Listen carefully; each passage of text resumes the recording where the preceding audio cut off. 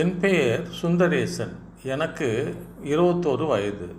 நான் சிறுவனாக இருந்தபோது என் உடலில் வெண்புள்ளிகள் தோன்றியது. என் உடலில் இருந்த வெண்புள்ளிகளை நான் வெறுத்தேன்.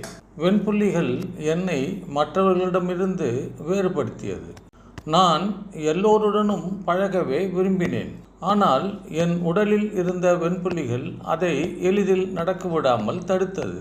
என் கூச்சம் காரணமாக நான் மற்றவர்களிடமிருந்து ஒதுங்கியே வாழ விரும்பினேன். என் உடம்பில் இருந்த வெண்புள்ளிகளை மற்றவர்கள் பார்க்காமல் மறைத்து கொண்டேன். மற்றவர்களின் இயல்பான தோலை பார்த்து நான் பொறாமைப்பட்டேன். வெண்புள்ளிகள் எனது படிப்பிற்கு அல்லது எனது தனிப்பட்ட திறன்களை வளர்ப்பதற்கு ஒருபோதும் தடையாக இருந்ததில்லை.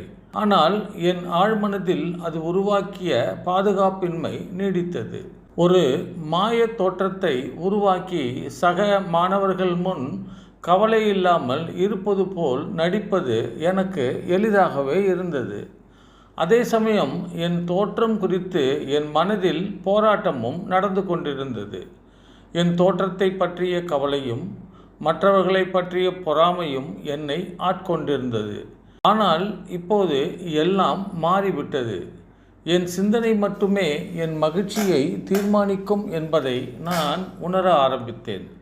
மற்றவர்களை வழிநடத்தும் எனது திறன், எனது சிந்தனையை ஒருமுகப்படுத்துவதற்கான எனது உறுதிப்பாடு மற்றும் அறிவார்ந்த நோக்கங்களுக்கான எனது ஆர்வம் ஆகியவற்றுடன் ஒப்பிடும்போது என் தோளில் உள்ள வெண்புள்ளிகள் ஒன்றுமே இல்லை என்பதை நான் புரிந்து கொள்ள ஆரம்பித்தேன்.